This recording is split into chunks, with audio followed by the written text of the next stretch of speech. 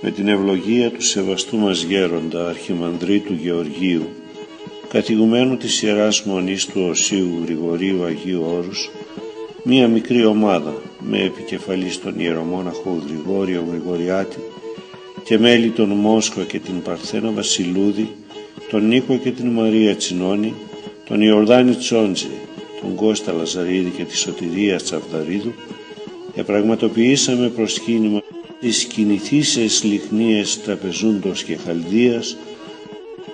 Με το βίντεο που παρακολουθείτε θέλουμε να σας καταστήσουμε κοινωνούς αυτής της ευλογίας. Σας ευχόμεθα καλή θέαση.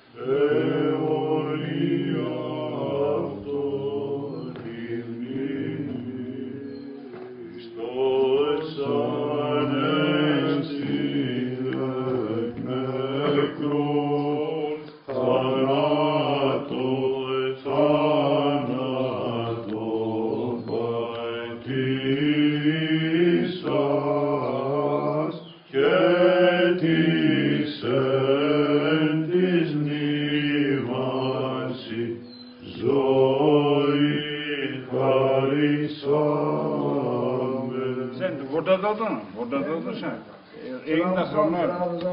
Εδώ γεννήθηκε 90 χρονών. 90 χρονών. Το ξέρεις.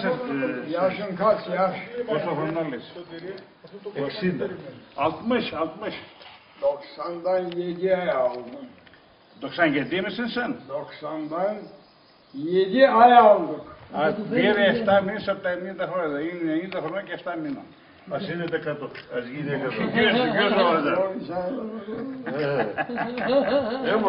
Λέει, είπε προηγούμενος ότι την πρόβαβε σκεπασμένη. Πού και λύσεσαι σε άλλα τα χωρία, ξέρετε, τα δακές. Herkes dinine hizmet eder. Εδώ γεννήθηκε. Ναι, ναι, εδώ γεννήθηκε. Το λέγω, το είπε ότι ο παππούς ήταν από εδώ. Ωραία, πάμε.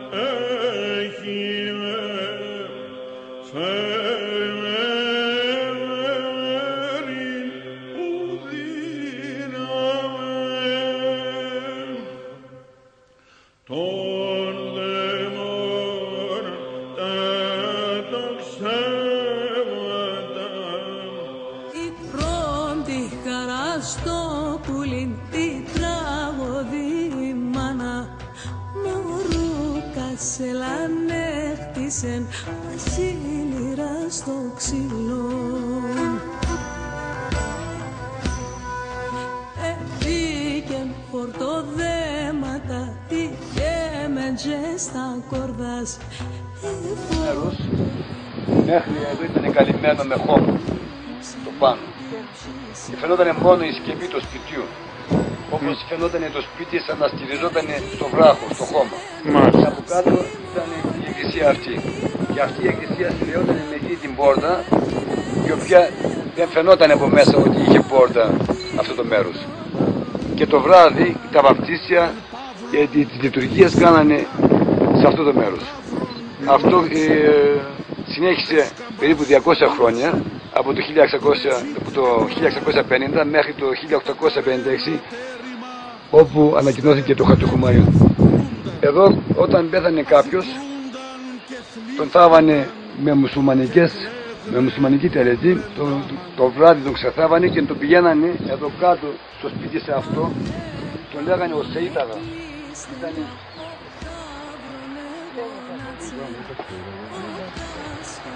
Εδώ έχει να προσέχει, έχει πιο μεγάλη εκκλησία. Πίσω από το σπίτι. Αυτό το μέρος εκείνο, όλη η εκκλησία είναι το σπίτι που φαίνεται. Τα τοβάρια, το Σεΐταγα το σπίτι. Και εδώ ήταν η βραδινή χριστιανική τελετή. Εδώ ήταν το Σεΐταγαν το σπίτι. Ποιος είναι ο Σεΐταγαν? Ο Σεΐταγας ήταν Έλληνας που έτσι είχε το όνομα του Χριστιανός, που είχε το όνομα Σεΐταγα. Και η εκκλησία που ήταν? Ήταν σαν πρόεδρος της κοινότητας του, Μουχτάρης. Μάλιστα. Και η εκκλησία ήταν που κάτω από το σπίτι αυτό? Όχι από κάτω, πίσω από αυτό το τοβάρι που βλέπουμε. Εδώ ήταν πίσω από το σπίτι ήταν. Μάλιστα. Γιατί από κάτω ήταν πάντα το μαντρί. Κάτω από το σπίτι ήταν τα μαντριά. Να έτσι όπως είναι εδώ το μαντρί. Και από πάνω το σπίτι. Και από πίσω ήταν η εκκλησία. Μάλιστα. Έτσι. Είναι η Ανορία Αληθινός. Αληθινός. Και εκεί είναι πιθανόν ένας φίλος του Έλληνας που το είχε πει, είναι ο Απόστολος Αθανίας από το Γιαννησά, αν το ξέρετε. Είναι τα νεκροταφεία των Ελλήνων. Πού, εκεί που... Εκεί τα χωράφια που βλέπετε. Τα χωράφια αυτά. Μάλιστα. Είναι τενεκέδες, είναι για να φεύγουν τα πουλιά, να μην πειράζουν, να σπέρνουν καλαμπόκι, κάτι τέτοια εδώ οι κάτοικοι, οι άνθρωποι, και τα βάζουν να μην τα πειράξει κανένας λόγος. Ίσως βρήκαν την ησυχία τους και οι άνθρωποι από κάτω ανοίγουν. Και αυτό είναι πιο ωραία. Έπεσε το χώμα. Α, μάλιστα. Αυτό το χώμα δεν έπεσε, οπότε αυτό ήταν έτσι ίσιο. Όπως έπεσε αυτό εδώ ο τρόμος, έπεσε το χώμα και πάλι και όπου πέσει. Πολλά εκκλησία στη Κρόμε. Κάθε σπίτι έχει μια εκκλησία και την εκκλησία του. Κάθε σπίτι έχει μια εκκλησία του. Και ήταν και τα κεντρικά. Δεν φαινόταν τίποτα, να σαν αυτό εδώ. Χωρά. Τίποτα. Από μέσα είναι μέσα. Και το καλύτερο με χώμα επίτηδες. Με το χώμα επίτηδες για να μην το καταλάβουν. Για να μην τους πάνε χαμπάρι. με χώμαν. Θεέ μου, πίσον με ίντερ θέλτς. Μόνον στον τόπο μ' άφσμε αδά να θαύκουμε στον τόπον δε γενέθα, σο μνήμαν όπου έθαψα τη μάνα μου και τον Κύρι.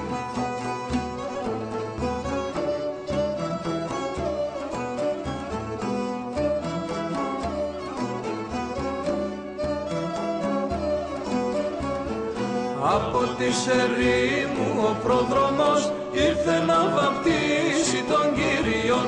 Βέβαια ο βασιλέα με βαπτίσε, Υιόν και Θεόν ομολόγησε.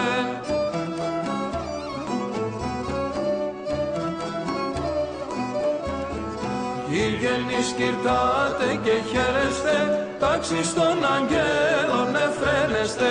Δόξα εν υψίστης εκραυγαζών, Κύριον και Θεόν ομολόγησε.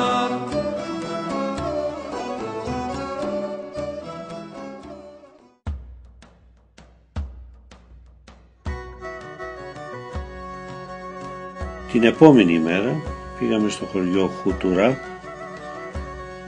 όπου επισκεφθήκαμε τη μονή του Αγίου Γεωργίου του Χουτουρά.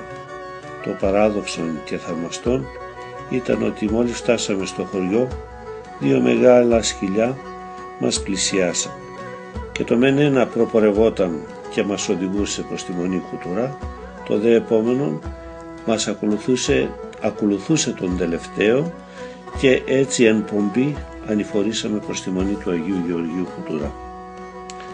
Παρά το γεγονός ότι τα περισσότερα κτίσματα του συγκροτήματος έχουν καταστραφεί, ό,τι έχει απομείνει από το καθολικό του ναού της Ιεράς Μονής είναι απερίγραπτα όμορφο και συγκινητικό.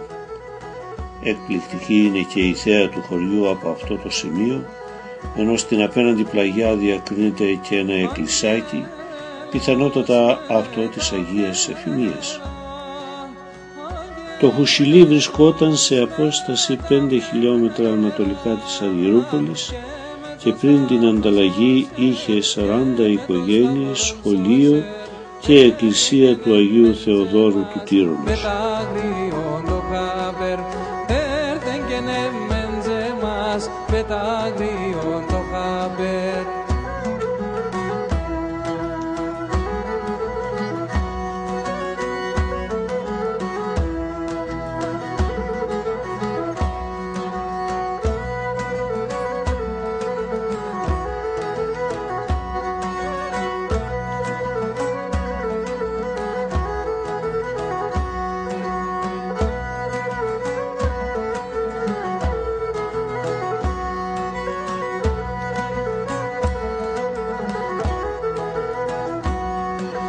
Θα πέρω με την οδόν, θα πέρω με την οδόν, ο Θεόντο θα φωτίς, ο Θεόντο θα φωτίς, κάποτε να κλωσκεί. Είμαστε στο Σταυρίν, το οποίο είναι μία από τις πλέον ιστορικές κομοπόλεις της Χαλδίας, γενέτειρα μεταλλορίκων που διέπρεψαν εκτός από το Σταυρί και σε δεκάδες οικισμούς που ίδρυσαν στον Πόντο και τη Μικρά Ασία.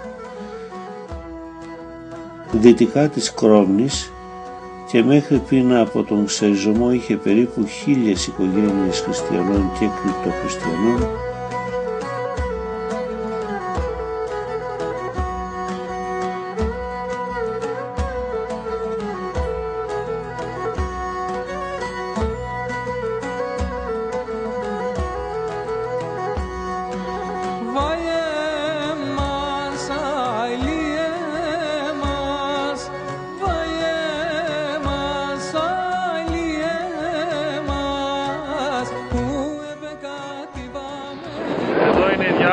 για την Παναγία Γούμερα, η οποία είναι ακριβώς πάνω πίσω από το βουνό αυτό.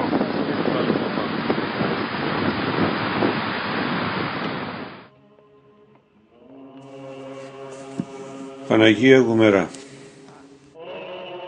Κατά την παράδοση, το μοναστήρι ιδρύθηκε το 950 από τους ιερομονάχους Παΐσιο, Σοφρόνιο και Λαβρέντιο, που κατάγονταν από τη Θεοδοσιούπολη Ερζερούμ.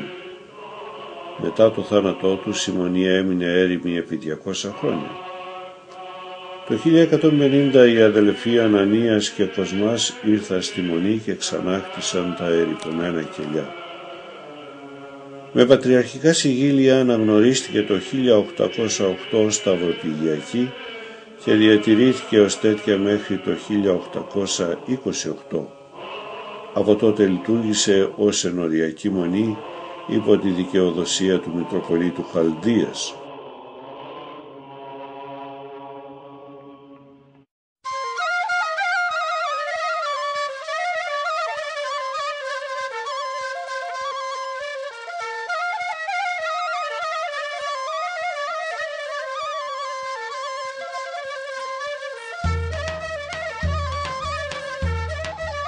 Καταλαβαίνω τώρα, εμείς Την άλλη φορά που ήρθαμε ήταν με Λιανάντων. Έτσι το βρήκαμε αμέσως. Από εδώ από αυτό το μονοπάτι κάτω κατεβαίναμε και πήγαμε κάτω, ήταν ο Μήλος, η Χαμελέτε του παππού. Και από εδώ είχαμε ανέβει πάνω, κάπου εδώ φιλοξενηθήκαμε κιόλας σε ένα σπίτι, αλλά είναι κάτω χαμηλά ακριβώς στο ποτάμι. Αυτά τα σπίτια είναι ελληνικά? Ναι, αυτά εδώ τα παλιά εδώ μέσα είναι ελληνικά. Αυτά μας τα δείξαμε και την άλλη φορά. Απαντά κατηβαίνεις, αλλά είναι πάρα πολλά αυτά. Όπως ακούς στο ποτάμι, αυτά ακριβώς ο Μητή. Χαψίκιοι. Σύμπλεγμα 4 οικισμών στο τέρμα της χιλάδας της Ματσούκας, όπου αρχίζει η διάβαση της Ζήγανας. Οι οικισμοί του Χαψίκιο ήταν το Τσαχαράντον, η Ζάβερα, το Μελιανάντον και το Φαργανάντον.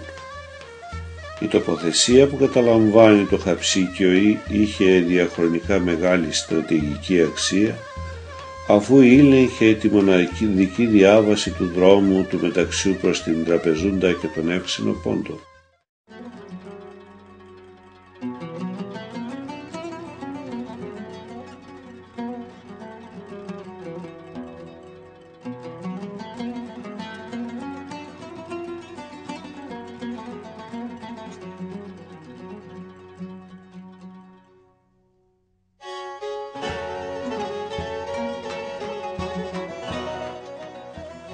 Άγουρσα. Η Άγουρσα είχε 750 Έλληνες κατοίκους, ενώ κατά το 10ο αιώνα είχε και 200 κρυπτοχριστιανούς που φανερώθηκαν το 1856. Στο χωριό λειτουργούσαν η εκκλησία των Εισοδίων της Θεοτόκου, σχολείο και παρθεναγωγείο από το 1921. Φημισμένο ήταν το μακρόσυρτο μυρολόι που τραγουδούσαν οι κάτοικοι της Άγουρσας, των γνωστών Μακρίν.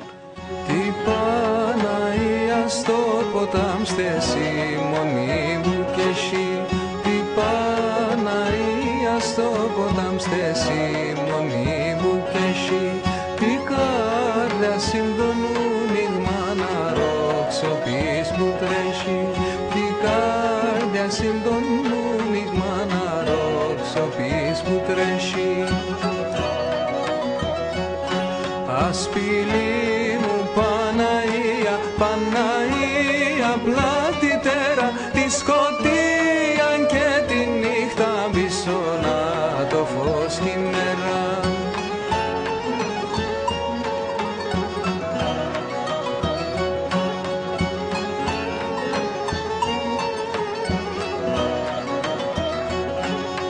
Η Παναία μου νωριά στα μέρη απέναν έναν, η Παναία μου νωριά στα μέρη απέναν έναν, η χώρα του αχώρετου η άχραντος Παρθένα.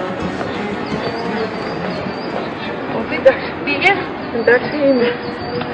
Δώσε το Θεό. Παναγία σου Χριστό.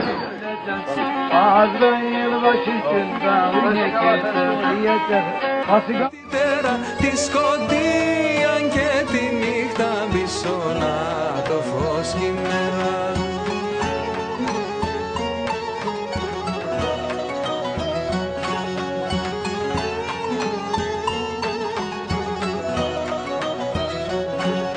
Κι ας είναι αλλού τρούιτα και ας έναν ξένα, κι ας είναι αλλού τρούιτα και ας έναν ξένα, επέρναν κατά πράσινα και σιλευλό είναι ένα, επέρναν κατά πράσινα και σιλευλό είναι ένα.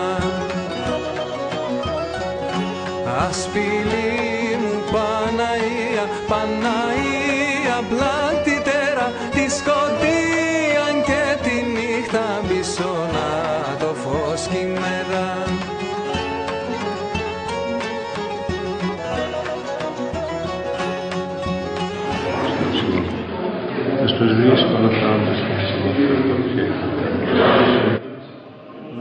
Η Ιερά Μονή της Παναγίας Σουμελά ιδρύθηκε τον 4ο αιώνα από τους Αθηναίους μοναχούς Βαρνάβα και Σοφρόνη, οι οποίοι μετέφεραν με θαυματουργικό τρόπο μία εικόνα του Αγίου Λουκά του Ευαγγελιστή, την εικόνα της Παναγίας της Αθηνιώτισσας στο όρος Μελά του Πόντου, αφού διέσχισαν αλόβητη με τα πόδια ολόκληρη τη Μικρά Ασία. Η Μονή απέκτησε μεγάλη φήμη στην περιοχή και ιδιαίτερα κατά την εποχή του Ιουστινιανού τον 6ο αιώνα. Οι αυτοκράτορες της δυναστείας των Κομνηνών της παραχώρησαν πολλά κτήματα.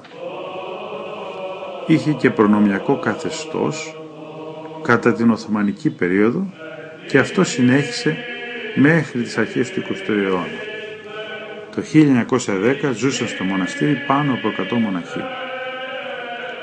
Η Μονή κατεστράφηκε με την αποχώρηση των Ρώσων το 1918 και μέχρι το Φεβρουάριο του 1923 είχαν φύγει και οι τελευταίοι εναπομείναντες μοναχοί. Μια πυρκαγιά το 1930 αποτελείωσε την καταστροφή. 8 χρόνια αργότερα ο μοναχός Αμβρόσιος ο Σουμελιώτης επέστρεψε, άνοιξε μια κρύπτη στο παρεκκλήσι της Αγίας Βαρβάρας και με την άδεια του τότε πρωθυπουργού της Τουρκίας επήρε την εικόνα της Παναγίας και κάποια άλλα κοιμήλια και τα μετέφερε στην Ελλάδα.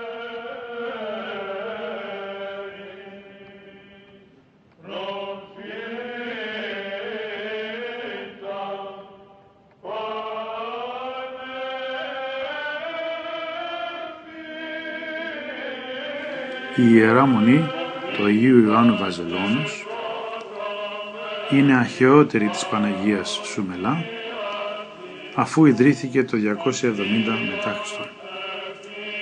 Κατεστράφηκε από τους Πέρσες και ξαναχτίστηκε από τον Ιουστινιανό. Βρίσκεται μέσα σε ένα ξέφωτο δασόδους περιοχής, στη βάση ενός απότομου βράχου. Η εκκλησία είναι χτισμένη μέσα σε ιερή σπηλιά και από τον βράχο στάζει αγίασμα.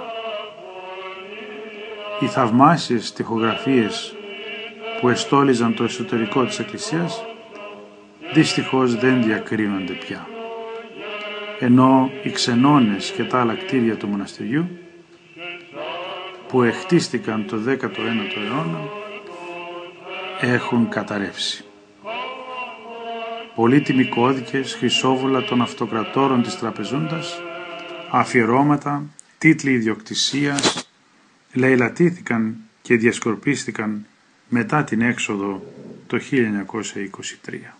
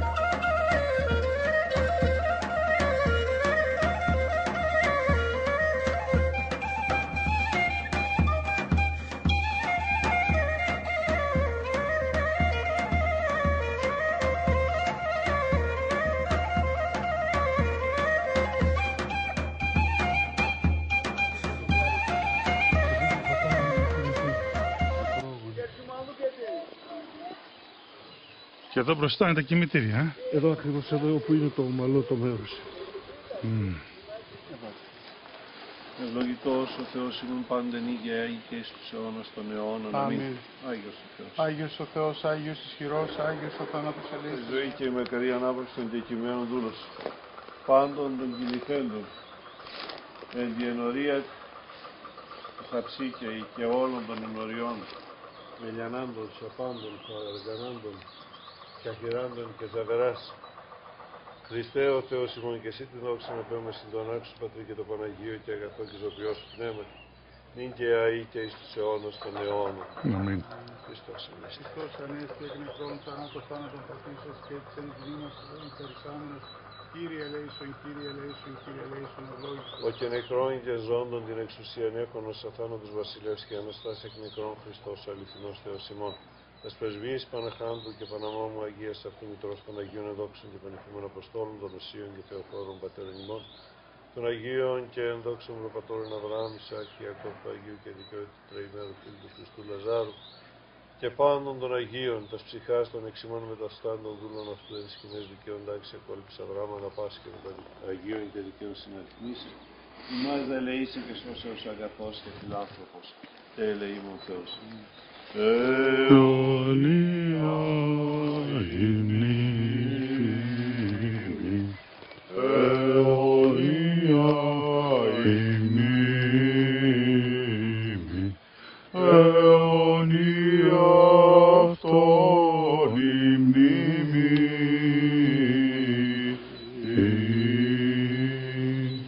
Χριστός Ανέστη εκ νεκρών θάνατον παθήσας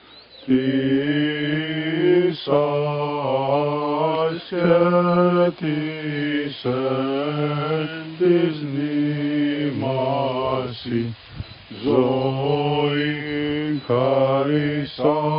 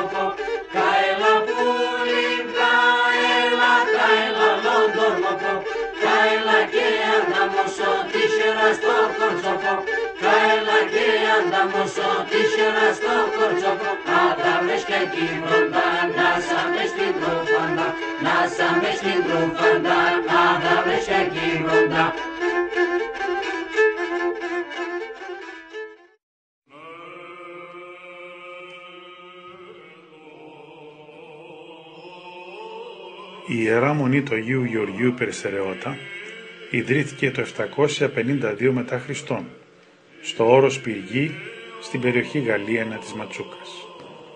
Ονομάστηκε Περιστερεώτα γιατί κατά την παράδοση 3 περιστέρια οδήγησαν τους 3 ιδρυτές μοναχούς στην τοποθεσία της Μονής. Ο ηγούμενος της Μονής, ως αναγνωρισμένος ποιμενάρχης, ασκούσε μεγάλο πνευματικό έργο στα γύρω χωριά. Συνολικά η Μονή είχε 392 πολυτερή δωμάτια και πλούσια βιβλιοθήκη αποτελούμενη από 7.500 τόμους βιβλίων. Η Μονή συντηρούσε τα σχολεία της περιοχής και σύστησε το 1909 τη Κεντρική Σχολή της Γαλλίανας. Πολλές μεγάλες προσωπικότητες του γένους είχαν ως πρωταρχική βάση μόρφωσης τη Μονή του Περιστερεώτα. Χιλιάδες ήταν οι οικονομικές ενισχύσεις πτωχών της περιοχής. Για 11 αιώνες η Μονή διαδραμάτισε πολύ σημαντικό ρόλο στη διαμόρφωση και διατήρηση της ελληνοχριστιανικής συνείδησης. Ερημώθηκε στις 17 Ιανουαρίου 1923 όταν οι αναπομείναντες μοναχοί πέρασαν στην Ελλάδα.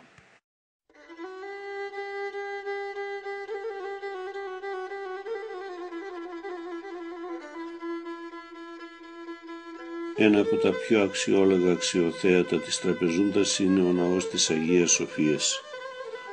Ο ναός της Αγίας Σοφίας, που έχει αναστηλωθεί και λειτουργεί ως αρχαιολογικός χώρος και μουσείο, τις ημέρες που ήμασταν εκεί, μόλις φύγαμε, δυστυχώς το μετατρέψαμε σε τζαμί, είναι κτισμένο σε υπερυψωμένο πλάτωμα πάνω από τη θάλασσα σε απόσταση περίπου 2 χιλιόμετρα δυτικά του κέντρου της Τραπεζούντας. Ο αυτοκρατορικός ναός της Τραπεζούντας ήταν αφιερωμένος, όπως και η Αγία Σοφία Κωνσταντινούπολεως, στην του Θεού Σοφία. Κτίστηκε από τον αυτοκράτορα Εμμανουήλ I τον Κομνηνό 1238-1263. Μετατράπηκε σε τζαμί το 1557 και κατά τη διάρκεια του Πρώτου Παγκοσμίου Πολέμου χρησιμοποιήθηκε ως αποθήκη και ως νοσοκομείο, ενώ σήμερα λειτουργεί ως μουσείο, όπως είπαμε παραπάνω. Οι εργασίες αποκατάστασης στην περίοδο 1955-1964 από ομάδα Βρετανών αρχαιολόγων αποκάλυψαν εκπληκτικές αγιογραφίες του 13ου αιώνα που ανήκουν στην μεγάλη βυζαντινή τέχνη της πρώιμης παλαιολόγιας αναγέννησης. Διευθυντής των εργασιών ήταν ο David Winfield, ενώ η επίβλεψη ολοκληρώθηκε από τον Talbot Rice. 55 βιβλικές σκηνές, οι οποίες παρέμειναν πάνω από 400 χρόνια κρυμμένες κάποτε από επίχρησμα σβέστη, ήρθαν στο φως. Εξωτερικά ο ναός είναι σταυροειδής, εγγεγραμμένος με τρούλο, που στηρίζεται σε 4 σκίονες και έχει στην πρόσωψη 3 πυλώνες με ανάγλυφα διακοσμητικά. Το καμπανοριό της βενετικού ρυθμού είναι μεταγενέστερη προστίκη. Συγκεκριμένα χτίστηκε το 1443 και διακοσμήθηκε εσωτερικά με τοιχογραφίες.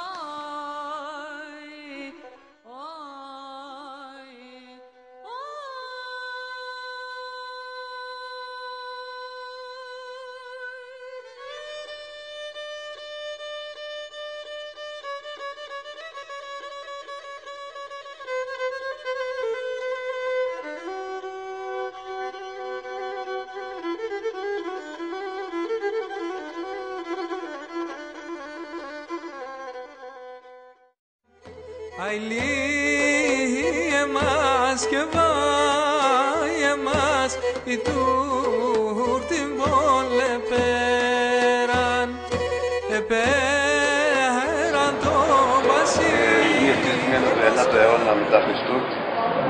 Είναι η Βυζαντινή εκκλησία, από τις παλιότερες εκκλησίες της Τραπεζούντα. Είχε μέσα πάρα πολύ ωραίες εικογραφίες, αλλά επειδή έβαλαν η ζημιά, άναψαν η φωτιά μέσα και τα καταστρέψανε.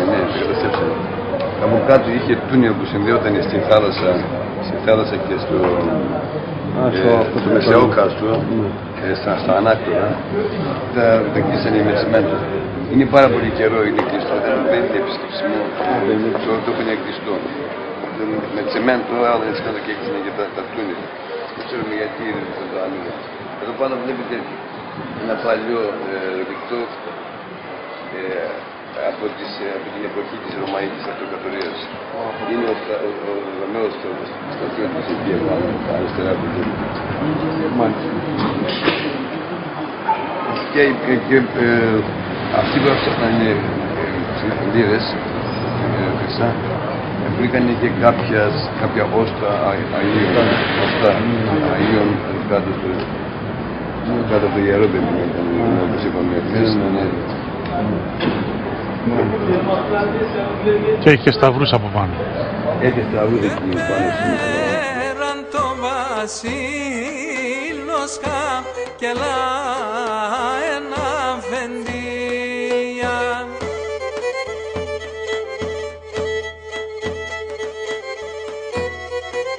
Χριστίνα πράση ακόμες η και εσείς Χριστέ ο Θεός. Σώσοντας φυγασίνα.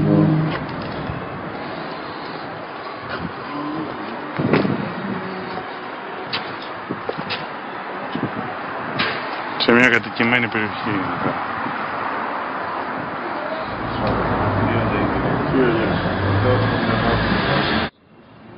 Η εκκλησία χτίστηκε το 13ο αιώνα από τον Αλέξιο τον Πρώτο των Κομνηνών. Αργότερα το 14ο αιώνα, στα χρόνια του Αλέξιου του Τρίτου του Κομνηνού, κηρύχθηκε ως πολιούχος της Τραπεζούντας. Το 1461, όταν κατάλαβαν οι Τούρκοι, οι Οθωμανοί την Τραπεζούντα, το μετέτρεψαν αμέσως σε τζαμί. Είναι μερικές εκκλησίες που μετατραπήκαν σε τζαμί αμέσως από την άδοση της Τραπεζούντας. Η πρώτη είναι η Παναγία Χρυσοκέφαλη, ο Άγιος Ευγένιος και ο Άγιος Φίλιππος. Ο Άγιος Φίλιππος ήταν και μητροπολιτικός ναός πριν την Παναγία Χρυσοκέφαλη, και η Χρυσοκέφαλη ήταν η μητροπολιτικός ναός σε εκείνα τα χρόνια. Ο Μωάμεθ όταν ήρθε στην Τραπεζούντα το 1961, την πρώτη Παρασκευή, ξέρετε, οι μουσουλμάνοι έχουν την ημέρα ως Κυριακή την Παρασκευή. Η μεγάλη προσευχή προσευχήθηκε εδώ. Γι' αυτό ονόμασανε και το τζαμί σε Νέα Τσιμινή τζαμί, που σημαίνει το τζαμί της Νέας Παρασκευής. Την πρώτη προσευχή του όμως στην Τραπεζούντα ήταν στην Παναγία Χρυσοκέφαλη, στον αυτοκρατορικό ναό της Τραπεζούντας, στον Κομνηνό.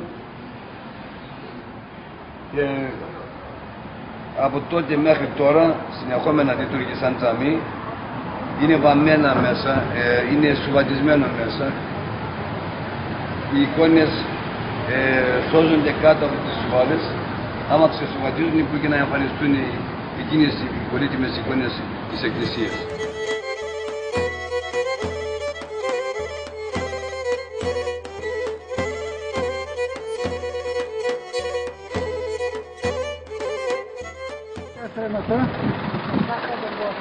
Το Κομνηνών. Ναι. Τα ανάκτορα των Κομνηνών είναι. Τα ανάκτορα των Κομνηνών είναι εκεί στη Νέα που.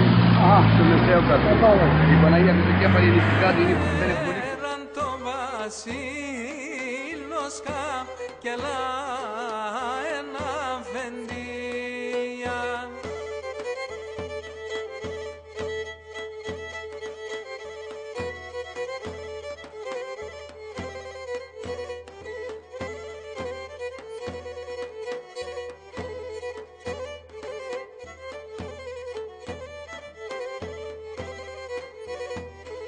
Ήσανε την πόρτα. Υπήρχε μια πόρτα, από εκεί έμπαινε μέσα και ο λαός από κάτω. Είναι πολύ μεγάλος. Τα μαρμάρινα που έχει μέσα είναι από το 14ο αιώνα, είναι πολύ παλιά. Σώζονται μόνο δύο κομμάτια μαρμάρινα, αλλά όπως οι άλλοι λαοί έπαθε και αυτή τη ζημιά που προβαδίσανε και έκλεισαν τις αγιογραφίες.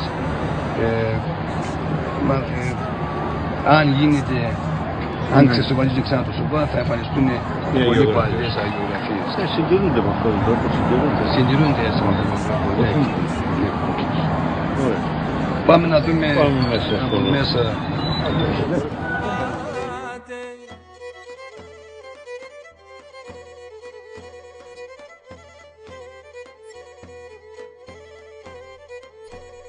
Φροντιστήριο Τραπεζούντος. Το τετραόροφο κτίριο που βρίσκεται στην παραλία της Τραπεζούντας, έργο του αρχιτέκτονα Αλέξανδρο Κακουλίδη, εγκαινιάστηκε το 1902 για να στεχάσει το αρχαιότερο εκπαιδευτικό ίδρυμα του Ποντιακού Ελληνισμού που είχε ιδρυθεί το 1682 από το σεβαστό Κιμηνίτη των Τραπεζούντιων. Το επιβλητικό κτίριο είναι φτιαγμένο σε νεοκλασικό στυλ με ιωνικούς κύονες και αερτώματα. Τα έξοδα της ανέγερσης του καλύφθηκαν στο σύνολό τους από εισφορές Ελλήνων της Τραπεζούντας και της Διασποράς. Το φροντιστήριο της Τραπεζούντας απετέλεσε για περίπου 250 χρόνια το φυτόριο που ανέδειξε διαπρεπείς επιστήμονες, δικηγόρους, γιατρούς, εμπόρους, κληρικούς, δασκάλους που βοήθησαν τον ελληνισμό. Μέσα εκεί σφυριλατήθηκε ο χαρακτήρας των παιδιών των Ποντίων, απέκτησαν γνώσεις και έγιναν οι ταγοί του ποντιακού ελληνισμού. Από τους συνολικά 20 συγγραφείς χειρογράφων στην περίοδο 1650 έως 1700, οι 15 ήταν μοναχοί και αυτό δείχνει τη μεγάλη συμβολή στα γράμματα του κλήρου. Η έδρα εξάλλου του φροντιστηρίου κατά την περίοδο του Κιμηνίτη ήταν το μετόχι της Μονής Περιστερεώτας στην Τραπεζούντα.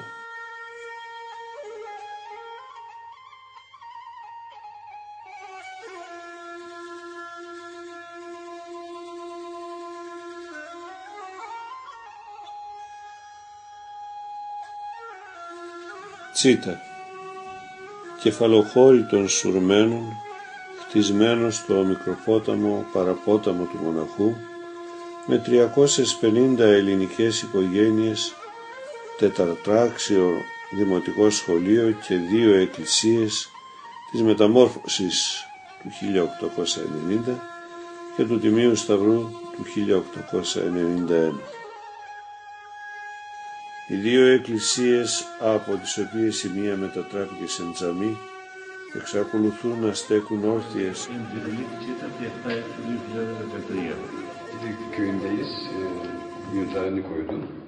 Είμαστε μία μικρή ομάδα προσελητών από την Ελλάδα. Yunanistan'dan gelen küçük bir grubuz. Ναι. Και βρεθήκαμε εδώ στην Τσίτα για να προσκυνήσουμε νοερά Ve burada Çiğda'da bulunuyoruz. Bulmamızın sebebi de τον ιερό ναό της Μεταμορφώσης. Metamorfos şeyinin abidesine ibadet etmek için buradayız. Ευχαριστούμε τον Άγιο Θεό που μας αξίωσε αυτό το προσκύνημα. Aziz Allah'a çok teşekkür ederiz ki bize bu fırsatı verdi. Μένουμε ενθουσιασμένοι από τη συμπεριφορά των ανθρώπων. Çok memnun olduk insanların sıcak davranışından dolayı. Οι οποίοι μας άφησαν να περάσουμε μέσα. Ki bu insanlar bize izin vererek içeri girmemizi sağladılar. Και μας υποδεχθήκαμε ηλαρότητα. Ve bizi çok büyük bir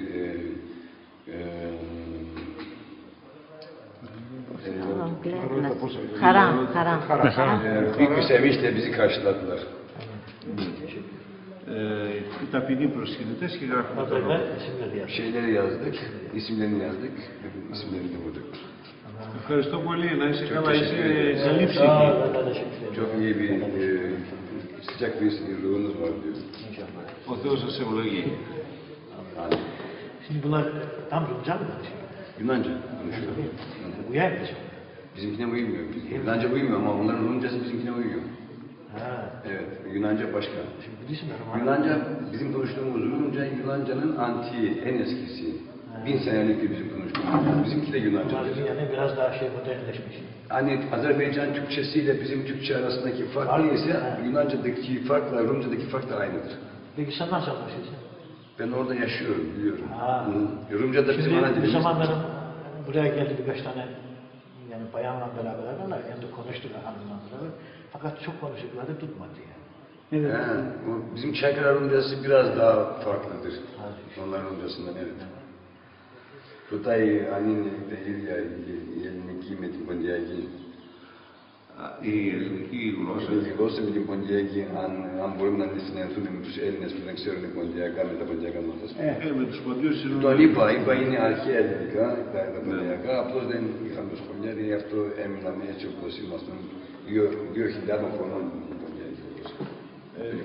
Μιλάνε και στην Ελλάδα μερικοί, αυτοί που ήταν από εδώ. Ναι, γιατί η γυναίκα του είχε έρθει εδώ ένα γκρουπ του 5 άτομα και δεν μπόρεσε να συνεχθούμε καλά μου. Δεν μπορείς να συνεχθούμε. Δεν τα ξέρω, θα ήταν από πόλεις, θα ήταν πέντε. Büyük bir ihtimalle diyor o gelenler de Rumca da bilmiyorlar yani. Yok, biliyorlar. Biliyorlar. Yani biliyorlar da karıştırıyorlar Yunanca. Onun için belki anlaşılır. Anlaşılır, normalde anlaşılır yani. Η γυναίκα του ξέρει. Ξέρει. Να του μιλήσουμε μαζί. Eğer şeyse biz konuşabiliriz diyor yengeyle. Fatih Bey yalnız. Ha yani. Έχει δουλειά του. Εντάξει. Tamam. Ωραία. Δόξα σοι τα δείξαν νήτων φαλάξα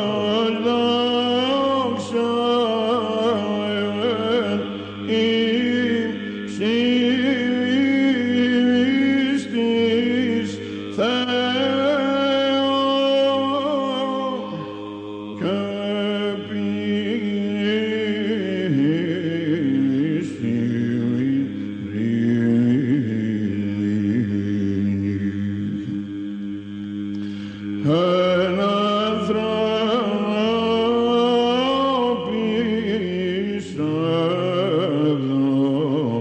και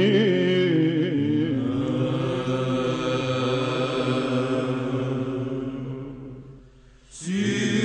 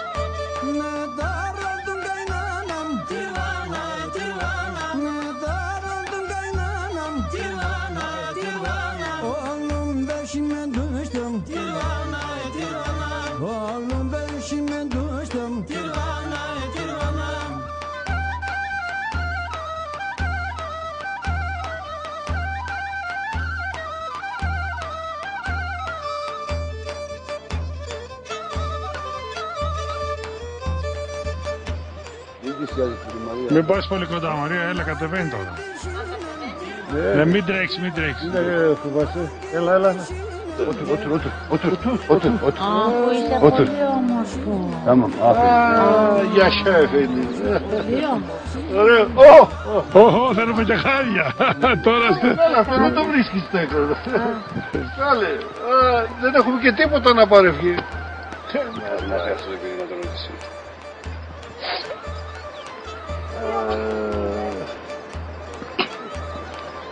Ωραίος, Πολύ ωραίος. Λοιπόν που είχαμε και χαίρομαι. Και χαρδιάρης κιόλα.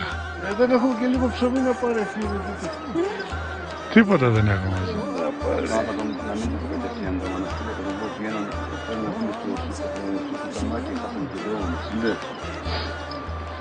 Tamam, otur.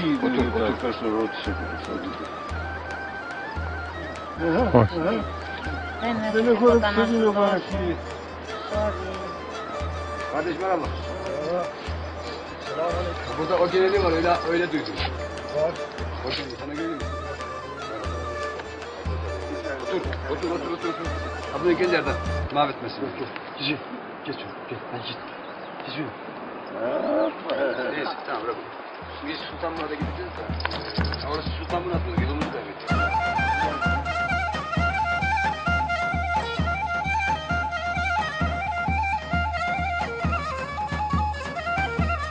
Και το φίλο μας το σκύλο που έρχεται μαζί μας.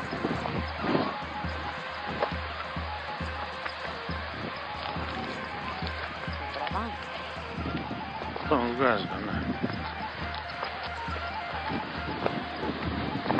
Κρεβατάει δίπλα μου.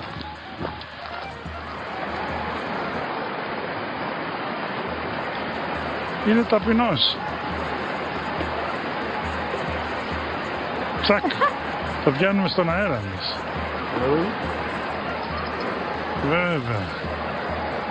Μην έχεις παραπονέ. Τόσο κόπο έκανες. Ναι, βέβαια. Ο πάτερ μας συνόδευσε και όταν ήταν λίγο απότομα πήγαινε στο πλάι από εδώ να μην πάμε εμείς. Έτσι, ναι, δεν μας άφηνε.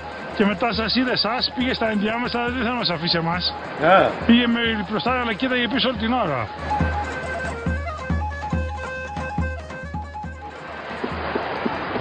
Ωραία, πάμε. Έκανε υπομονή αλλά κέρδισε.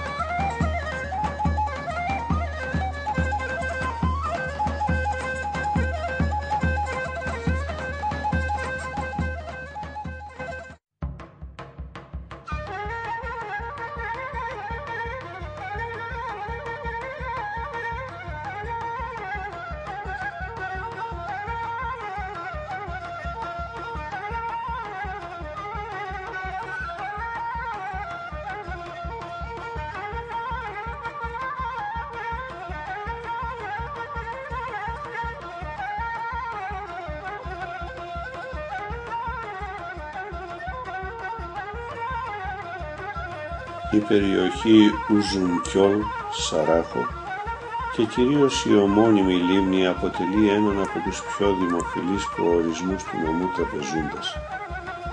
Η λίμνη που βρίσκεται σε υψόμετρο 1090 μέτρα απέχει 99 χιλιόμετρα από την Τραπεζούντα και μόλις 19 χιλιόμετρα από το κατοχώρι, ενώ ο δρόμος είναι σχετικά καλός. Στο Δήμο Σαράχο υπάγεται το ελληνόφωνο χωριό Υψήλ Αρπάοζου, από όπου κατάγονται οι Υψηλάντες, μια από τις σημαντικότερες οικογένειες του Πόντου που βοήθησαν τα μέγιστα το γένος κατά τη διάρκεια της Οθωμανικής κατοχής και κατά τον αγώνα της ανεξαρτησίας.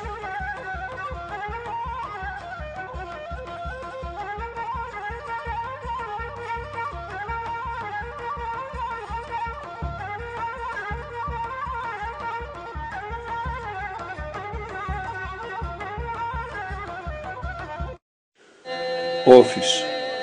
Μέχρι πριν από περίπου 300 χρόνια οι Οφητιανοί, οι Οφλίδες, ήταν χριστιανοί και η περιοχή φημιζόταν για το μεγάλο αριθμό ιερέων και επισκόπων που είχε βγάλει.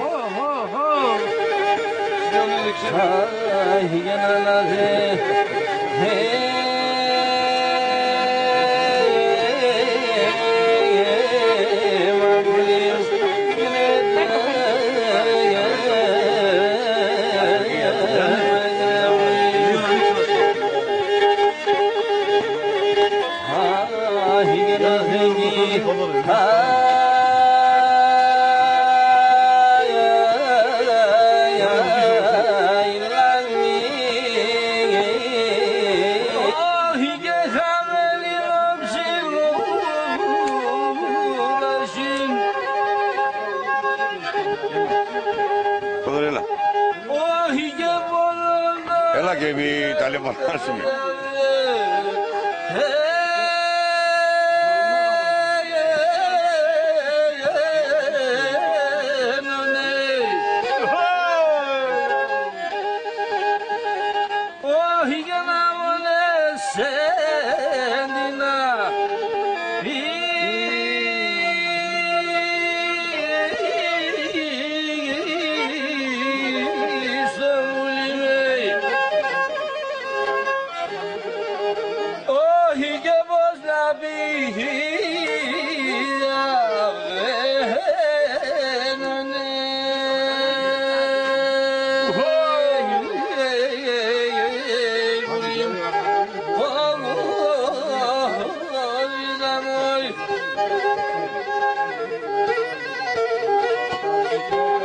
Γεια σου ρε κύριε!